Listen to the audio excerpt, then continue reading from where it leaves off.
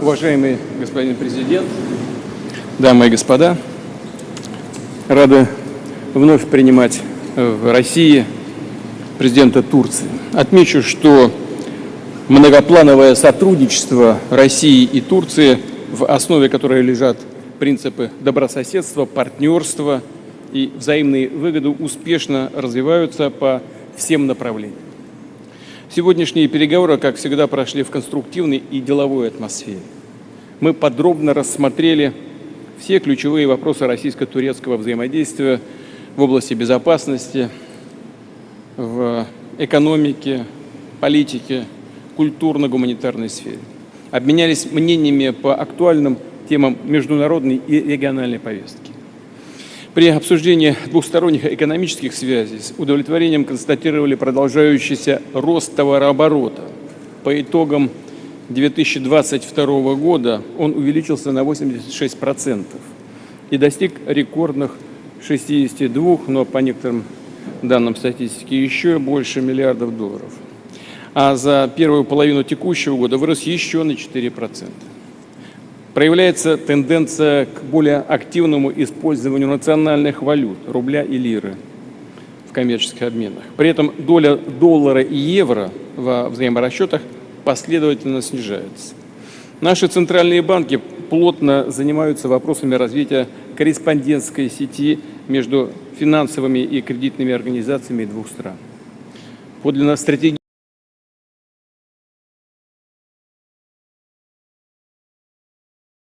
возводить первую в Турции АЭС Акую. Она будет состоять из 4 энергоблоков российского дизайна общей мощностью 4800 мегаватт. Порядка 25 тысяч наших и турецких специалистов, атомщиков, инженеров, рабочих трудятся днем и ночью, чтобы пуск первого энергоблока станции состоялся уже в следующем 2024 году. В апреле этого года на Акую было завезено российское атомное топливо, и АЭС получила официальный статус ядерного объекта. Это присваивается МАГАТЭ, такой статус. Таким образом, Турция вступила в клуб государств, обладающих технологиями мирного атома. Наши страны также тесно взаимодействуют в газовой сфере. В прошлом году Россия поставила в Турцию по газопроводам «Турецкий поток» и «Голубой поток» 21,5 миллиард кубических метров газа. А за январь-август текущего года свыше 10 миллиардов кубометров. Подчеркну, Россия всегда была и будет надежным, ответственным поставщиком газа. Мы намерены и впредь обеспечивать турецкую экономику этим дешевым, но высокоэффективным и экологичным видом топлива.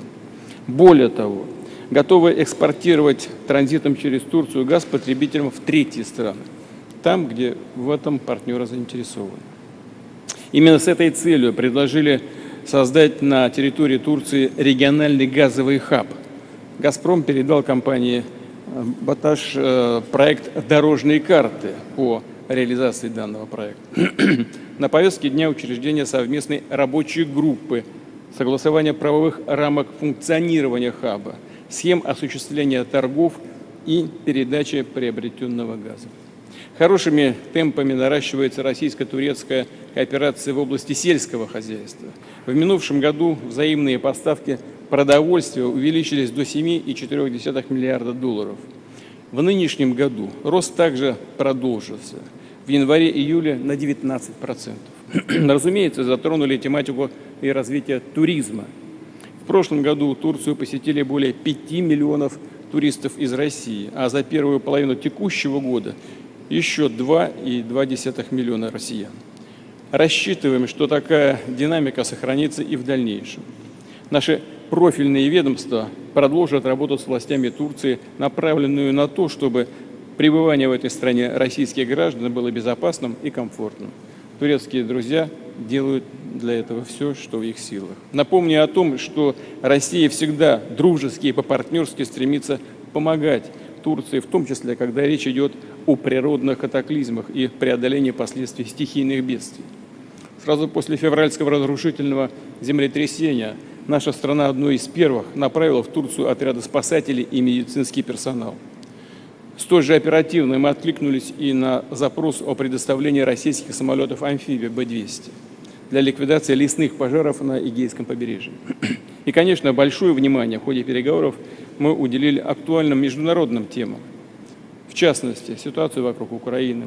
И, естественно, шла речь и о прекращении с 18 июля так называемой Черноморской инициативы по вывозу зерна из украинских портов.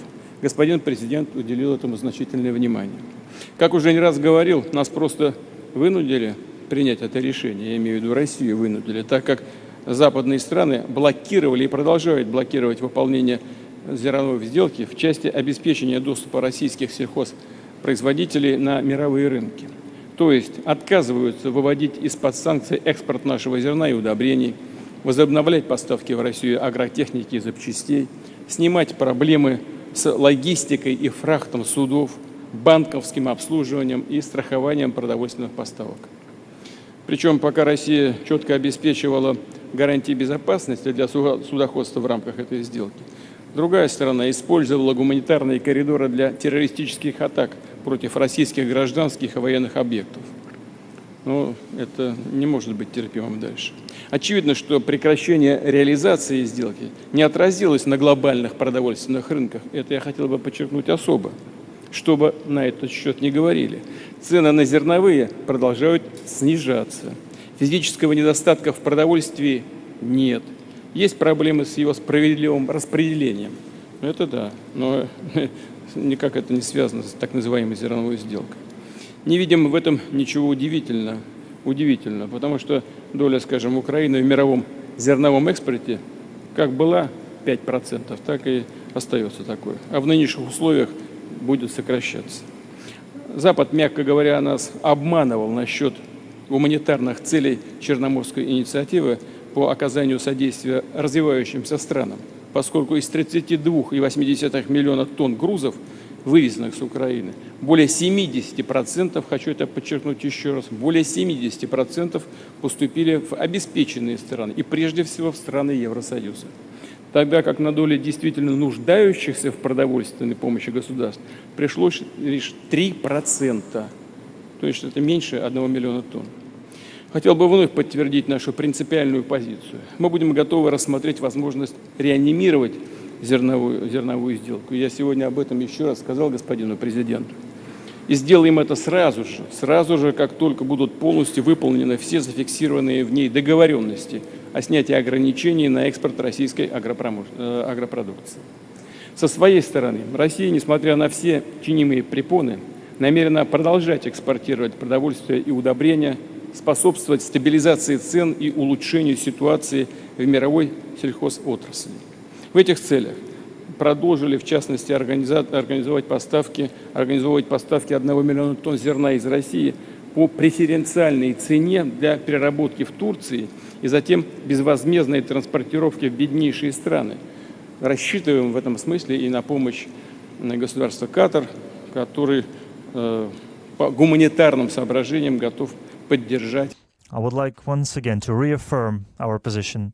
We are ready to resume the grain deal, and I told Mr. President today once again, and we're going to do this the moment the other party delivers on all conditions on lifting restrictions on Russian exports.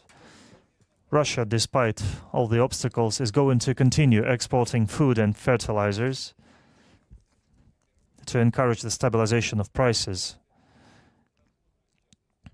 To that end, we offered sending 1 million tons of grain from Russia at preferential prices to be processed in Turkey and then transported free of charge to the poorest countries. And in this respect, we count on help the state of Qatar, who is ready to support the poorest countries.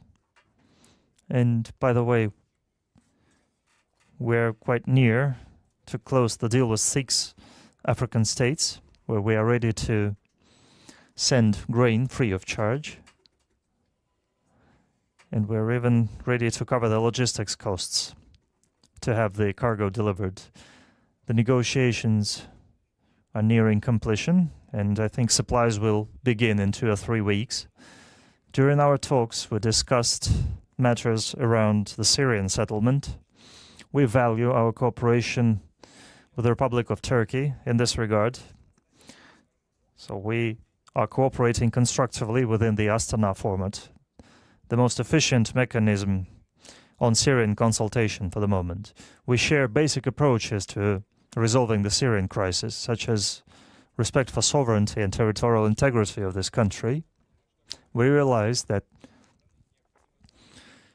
launching complete restoration of this country will require to reach national agreement, and we know that the future of Syria should be determined by Syrians themselves without any external agendas forced upon them.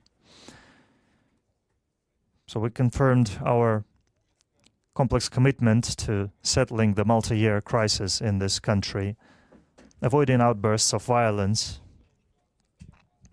In general, I think that our exchange of opinions on this and many other matters was very successful, and I would like to express once again my gratitude to the President of Turkey, Mr. Erdogan, for our joint cooperation for a fruitful and rich dialogue. No doubt today's negotiations will further Russia-Turkey partnership in all areas. Thank you.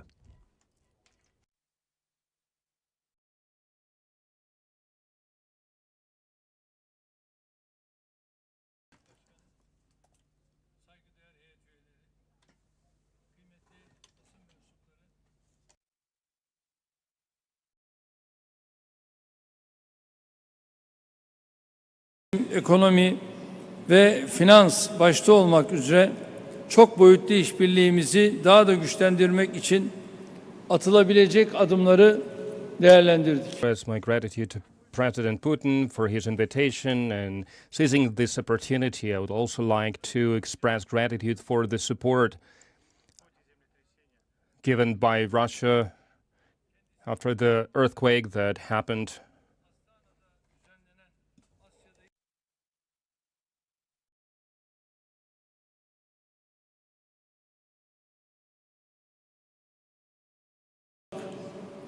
Bu yılın ilk 7 ayında ise 3,5 milyon Rus turist ülkemize. We remain in close contact by phone conversations.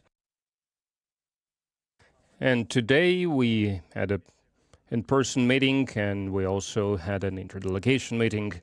We talked about the steps that could be taken to further strengthen our multilateral cooperation, especially in trade, in energy, in farming, and in tourism.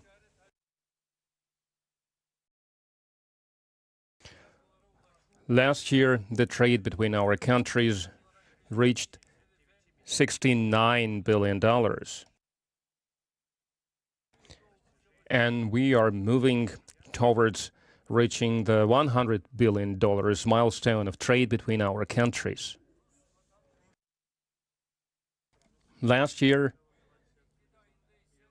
30.2 million Russian tourists visited our country, and over the first 7 months of this year, 37.5 million Russian tourists visited our country. I believe that the last 5 months of this year, this number will grow even further. The Black Sea Initiative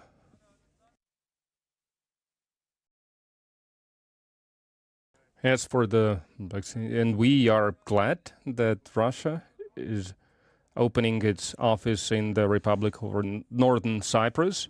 The Black Sea Initiative played a key role for the poorest countries. So it really helped the poorest countries, like a breath of fresh air. An alternative option that was put on the agenda did not satisfy the expectations in regards of security and other aspects. Our Russian friends, they are talking about their expectations, and in this regard, we are making an emphasis on these expectations on various platforms. And I shared with my esteemed counterpart that we are ready to hold such consultations, and I shared this with my friend. We are going to draft a new package in consultation with the United Nations organization. I believe that we will be able to achieve a result in this regard. Turkey will make every effort, and we believe that in the shortest term, we will be able to achieve result in regards of this deal. Dear media representatives, to establish lasting peace and stability in our region, we are making every effort to this end. In every my speech, in every my statement, I say there are no winners in war, there are no losers in peace. And we adhere to this principled approach.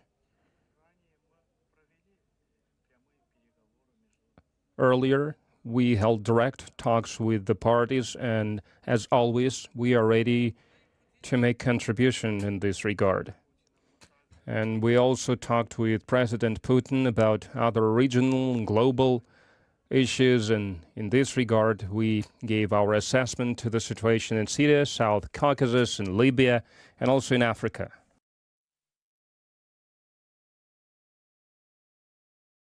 We are developing our bilateral relations based on the principles of good neighborliness, friendship, sincerity, to make this relation serve the interests of our countries and our region.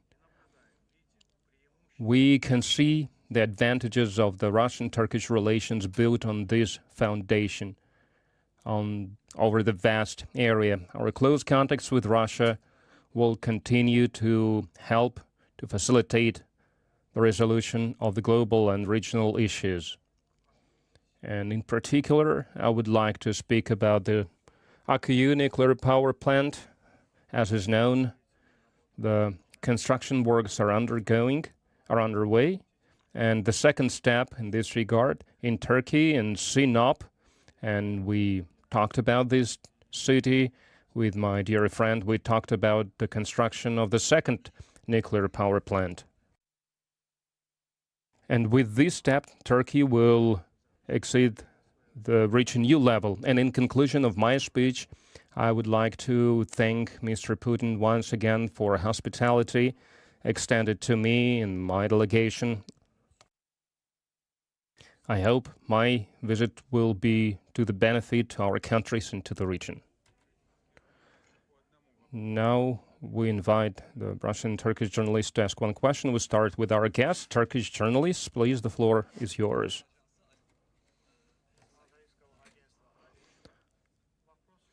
I've got a question to both presidents. In the conflict between Russia and Ukraine, President Erdogan, you said that you are making a lot of political, diplomatic efforts. During this meeting, did you talk about truce, about starting the negotiations?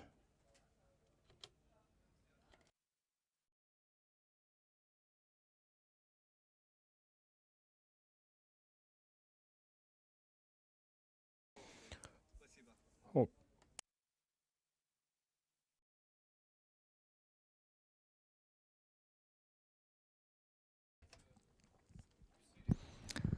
As for President Erdogan's efforts to settle the crisis around Ukraine, he has always paid a lot of attention to this matter, including our one-to-one conversations.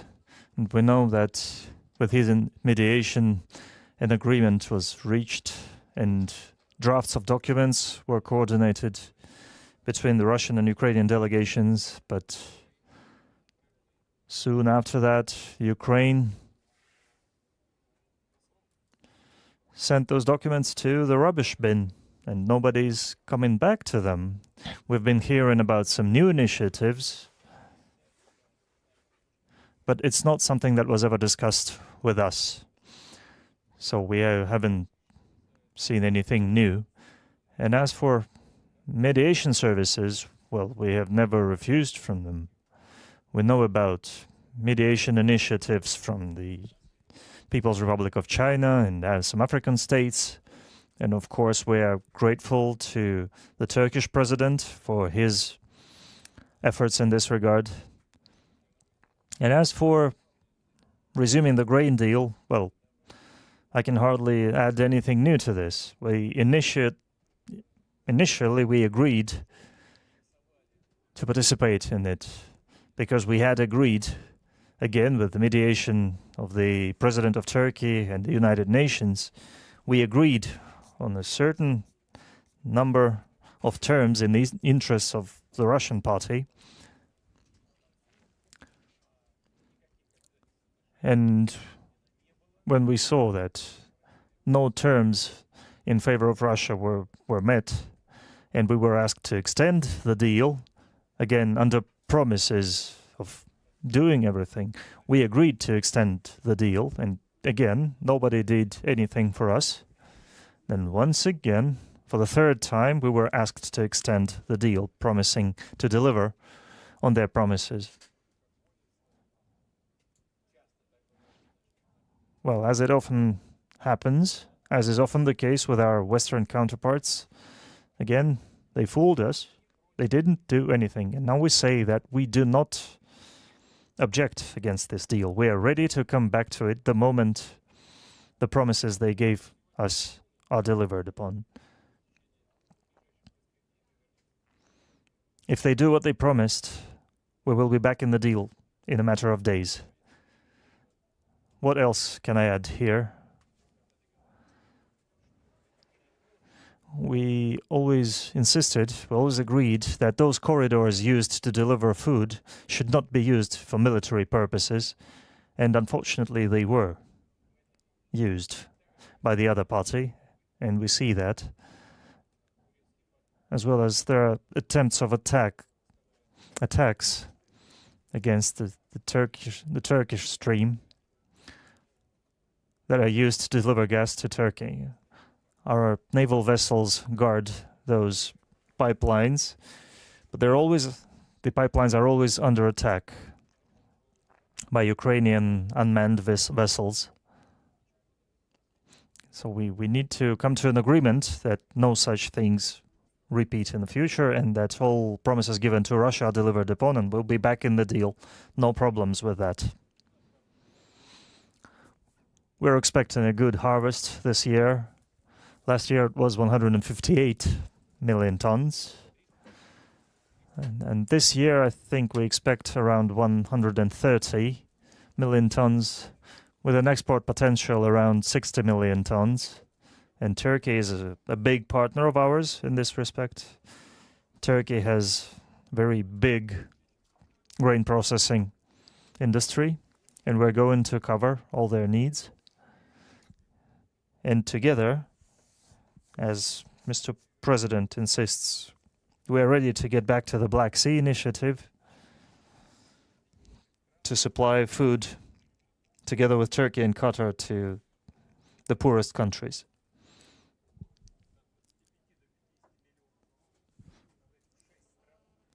And we're ready to be delivering 25 to 50,000 tons to the poorest countries, literally in the next few days. We are ready to work. We work in all these areas.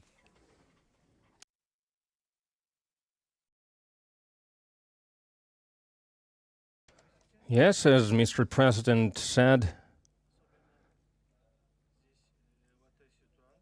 especially in this situation, Ukraine with Russia, in their joint steps, Ukraine should make their approach softer, especially currently the Black Sea corridor.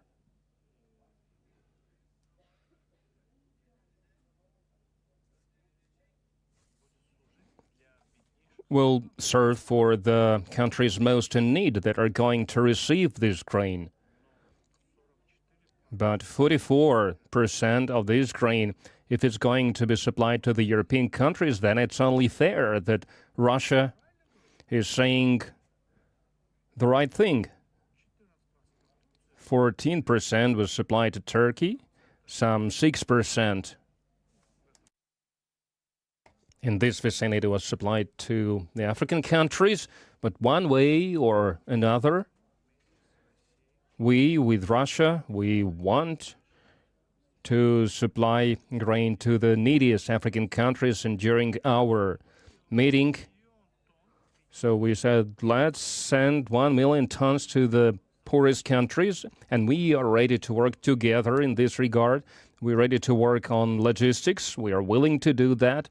And along with this operation, we are preparing to send 1 million tons to the neediest countries. And we told Mr. President that Turkey is willing to make every effort to process 1 million tons because we can use the flour-making capacity of our country to do that, and then we can send this flour to the poorest African countries. We can do that. We also made this suggestion, and in this regard, we have achieved an agreement, and hopefully President Putin, those requests that are coming from the African countries, and Mr. President talked about 6 African countries, hopefully these steps will be taken by us jointly.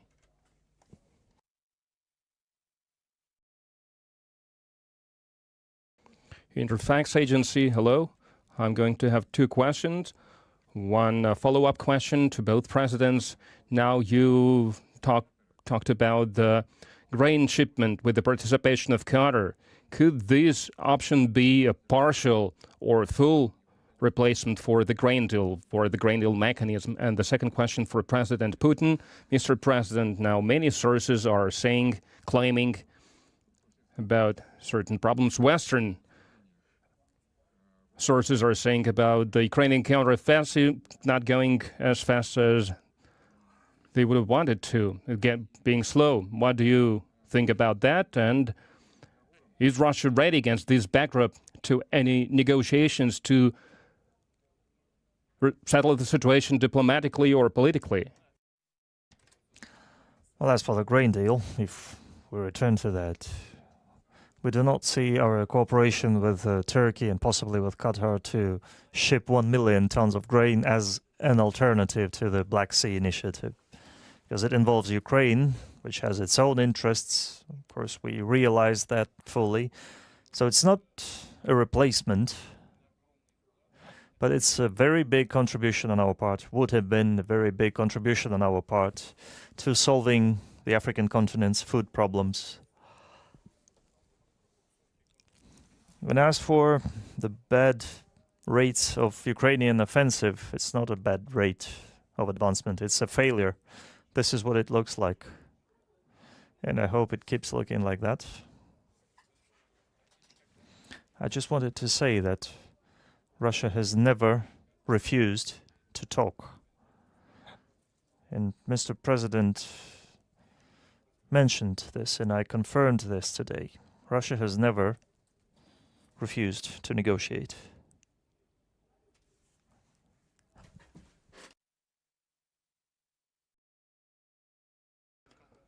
Yes, participation of Qatar, especially in regards of the poorest countries most in need, African countries.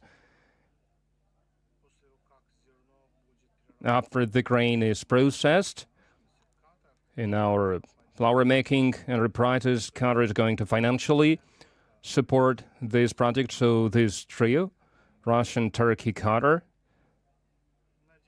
hopefully the poorest, neediest African countries, we are going to be a part of this initiative. So thank you very much.